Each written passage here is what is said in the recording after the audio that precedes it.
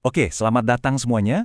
Hari ini kita akan bedah sebuah kerangka kerja AI yang benar-benar baru yang dirancang untuk bikin pendidikan jadi super personal. Tapi lupakan dulu deh soal nilai ujian. Sistem yang mau kita bahas ini jauh lebih dalam, karena dia mencoba mengerti gimana cara mahasiswa belajar, langsung dari perilaku dan kedisiplinan mereka. Coba deh kita pikirin bareng-bareng. Jalur belajar kita selama ini, apa udah beneran personal? Soalnya banyak banget sistem pembelajaran personal yang ada sekarang itu ujung-ujungnya cuma ngelihat data statis aja, kayak nilai akhir. Jadinya mereka kelewatan gambaran besarnya, dinamika belajar kita, kedisiplinan kita, pola kita setiap hari. Intinya gini, mereka tahu hasil akhirnya apa, tapi mereka nggak tahu kenapa hasilnya bisa begitu. Nah, kesenjangan inilah yang jadi inti masalahnya. Ada gap yang gede banget antara janji pendidikan personal dengan kenyataan di lapangan yang seringkali pukul rata. Penelitian yang kita bahas ini hadir buat coba menjembatani jurang itu. Yap, sistem yang ada sekarang itu seringkali buta sama perilaku dinamis mahasiswa. Disinilah letak inovasi kerennya. Penelitian ini ngusulin buat pakai pola kehadiran. Dan ini bukan cuma soal masuk atau enggak ya, tapi kapan dan seberapa sering, sebagai semacam proksi atau indikator buat ngukur kedisiplinan dan keterlibatan mahasiswa. Jantung dari teknologi ini adalah sistem rekomendasi kompetensi atau CR. Biar gampang, anggap aja ini kayak Google Maps atau GPS khusus buat pendidikan kamu. Berdasarkan data unik tentang cara kamu belajar, sistem ini bakal ngasih rekomendasi. Skill berikutnya yang paling pas buat kamu pelajari adalah ini.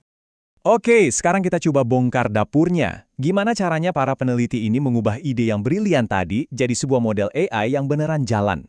Yuk kita masuk ke bagian metodologinya. Nah, buat ngetes idenya, skalanya ini nggak main-main loh. Mereka menganalisis data dari lebih dari 22.000 mahasiswa dari berbagai universitas di Indonesia. Data ini mencakup 46 mata kuliah yang dipetakan ke 90 kompetensi yang berbeda-beda. Jadi, fondasi datanya itu kuat dan beragam banget. Prosesnya itu rapi banget, dibagi jadi 4 tahap yang logis. Pertama, data mentahnya diolah dulu. Kedua, dipilih model terbaik untuk pembobotan. Ketiga, hasil pembobotan itu dipakai lagi buat proses rekomendasi. Dan terakhir, dipilih lagi model rekomendasi yang paling akurat. Jadi setiap tahap itu saling nyambung. Nah, di gambar ini, alur kerjanya kelihatan jelas banget. Kita bisa lihat gimana data absensi dan nilai masuk di tahap 1, terus diproses untuk milih model pembobotan di tahap 2, hasil dari situ lanjut lagi ke tahap 3, sampai akhirnya, di tahap 4, keluar deh rekomendasi kompetensi yang udah dipersonalisasi. Sekarang kita sampai di bagian yang paling seru nih, adu tanding model AI.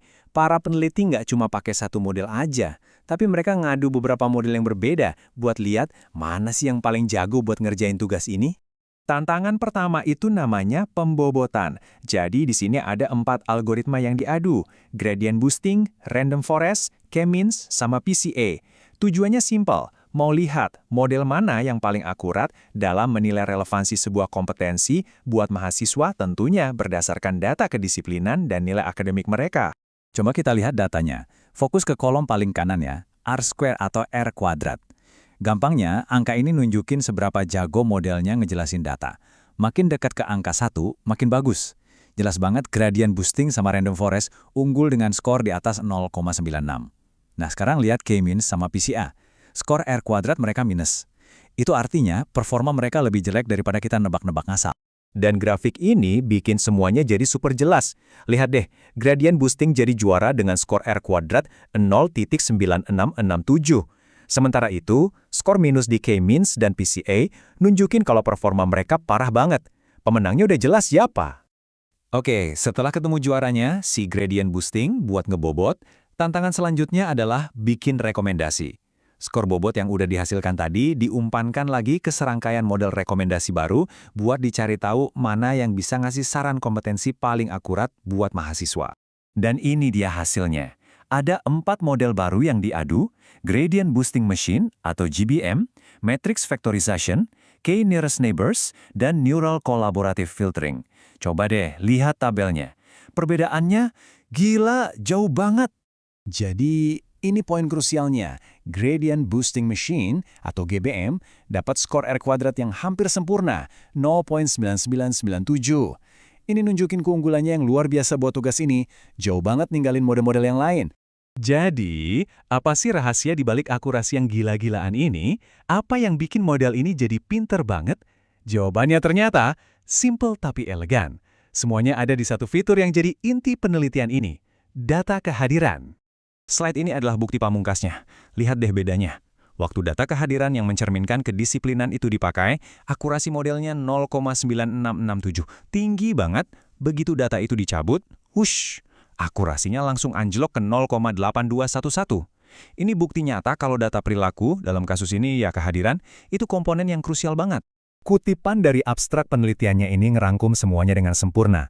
Temuan ini menggarisbawahi peran kehadiran dalam membentuk jalur yang dipersonalisasi. Artinya, kehadiran itu bukan lagi sekedar centang di daftar absensi, tapi jadi kunci buat membuka potensi personalisasi pendidikan yang sesungguhnya. Lantas, apa artinya ini semua buat masa depan pendidikan? Implikasinya luas banget. Bisa jadi ini akan mengubah cara kita memandang kemajuan dan cara kita membimbing mahasiswa. Jadi, kenapa ini semua penting? Karena ini ngasih kita cetak biru buat sistem pendidikan yang lebih cerdas dan adaptif. Ini ibarat GPS pendidikan yang nggak cuma nunjukin tujuan akhir, tapi juga ngebimbing kita di setiap tikungannya. Dengan ngertiin perilaku mahasiswa, kita bisa bergeser dari yang tadinya cuma menilai hasil akhir, jadi benar-benar membina proses belajarnya secara utuh. Dan kita akhiri dengan pertanyaan ini buat direnungkan. Kalau seandainya AI tahu langkah terbaikmu selanjutnya, apakah kamu mau mengambilnya? Seiring teknologi kayak gini makin canggih, tantangan terbesarnya mungkin bukan lagi di teknologinya, tapi di kesiapan kita buat percaya dan berkolaborasi dengannya.